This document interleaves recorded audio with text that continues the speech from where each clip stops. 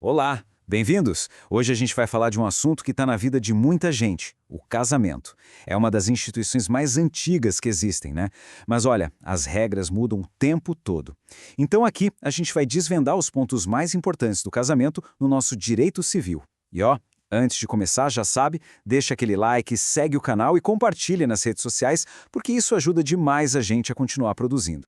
Então, o nosso roteiro de hoje vai ser esse aqui. Vamos entender o que o casamento significa para a lei hoje em dia, depois a gente vê quem pode e quem não pode casar, o passo a passo do processo, quais são os deveres do casal e, claro, como um casamento pode chegar ao fim. Vamos nessa?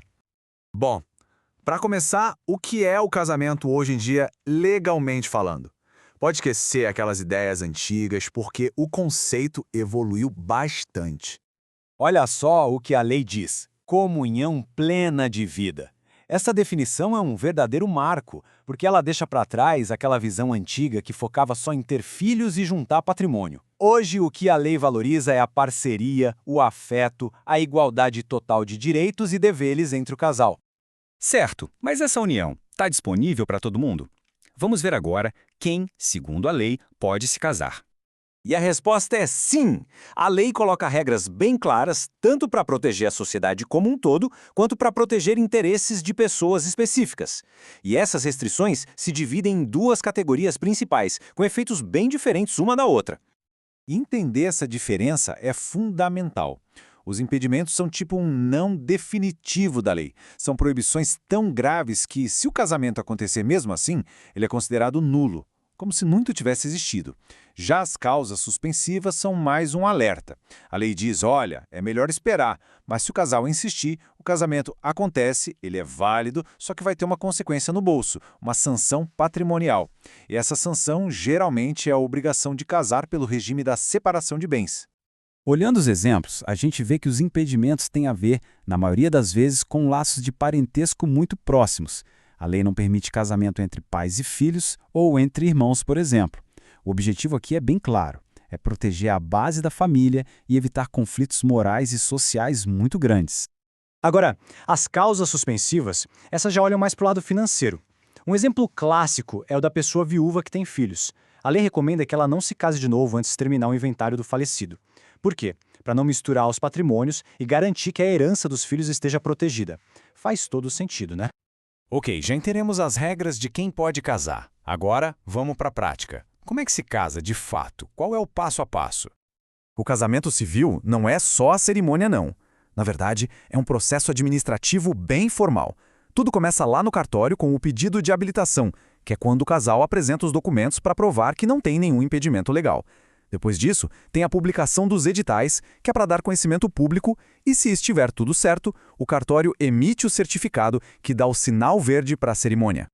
E atenção a esse número, 90. Depois que o casal pega o certificado de habilitação na mão, ele tem exatos 90 dias para celebrar o casamento. Se passar desse prazo, já era. Tem que começar todo o processo de habilitação de novo, do zero. Mas casar é muito mais do que a festa e a papelada, né? A união cria deveres legais para os dois lados e tem um impacto direto e grande no patrimônio do casal. Vamos entender melhor essas consequências. Esses 5 pontos aí são os pilares que a lei diz que sustentam o casamento. Eles transformam aquela ideia de comunhão plena de vida em obrigações bem concretas. E olha, além desses deveres pessoais, o casamento mexe muito com a parte financeira, que é definida pelo regime de bens. Entender isso é importantíssimo. E se essa nossa análise está ajudando a clarear as coisas, que tal compartilhar com os amigos ou nas suas redes sociais? Isso ajuda muito o nosso canal a crescer e a levar informação de qualidade para mais gente. A escolha do regime de bens é uma das decisões financeiras mais sérias que um casal pode tomar, mas muita gente nem para pensar nisso. O regime padrão, aquele que vale se o casal não escolher nada, é o da comunhão parcial, ou seja, o que vocês comprarem durante o casamento é dos dois.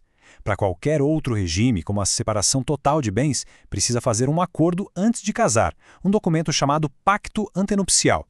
E falando em regime de bens, teve uma mudança super importante e recente que veio do STF. Sabe aquela regra que obrigava pessoas com mais de 70 anos a casar só pelo regime de separação de bens? Então, ela foi flexibilizada. Agora, se a pessoa quiser, ela pode fazer um pacto e escolher outro regime. É uma decisão que valoriza muito a autonomia e a liberdade de escolha das pessoas mais velhas. Bom, e como muitas coisas na vida, o casamento também pode acabar. Isso acontece com o divórcio ou com a morte de um dos cônjuges. Em casos muito extremos de morte iminente, a lei até prevê figuras raras, como o testamento nuncupativo, que é aquele feito de viva voz em situações bem especiais. Mas hoje, o nosso foco aqui é na dissolução em vida, o divórcio. Uma dúvida muito comum é sobre a divisão dos bens, e a lei simplificou isso. O divórcio pode sair antes mesmo de terminar a partilha do patrimônio. Isso é ótimo, porque permite que as pessoas sigam com suas vidas enquanto resolvem as questões financeiras, que às vezes podem demorar bem mais.